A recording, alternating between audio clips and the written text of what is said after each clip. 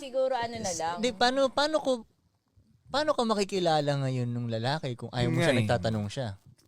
Ano kasi yung feeling ko kukusa akong magpapakita ng totoo sa Baka sa vibe siguro, sa energy O yung siguro. mga ganun. May time kasi na may mga lalaki na kunwari ko-comfort ka nila or something na ang ganda ng vibes na ipapakita nila. Pero deep inside parang ang plastic lang tignan.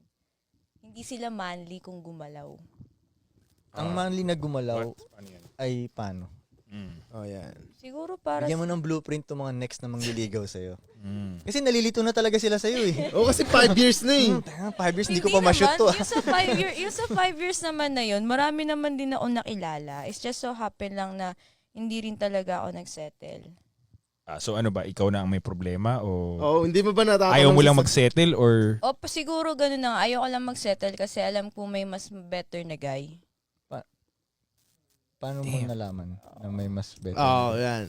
Kasi kung talagang yung better, yung parang wala ka na rin masasabi na makukontento na ako sa kung anong pinapakita niya. Okay, ladies, may tanong ako sa inyo, ladies. Kasi lagi ko rin naririnig yan, mas may better na guy. Ano ba ang better na guy? Kasi paiba-iba rin yung sagot nyo eh. Minsan,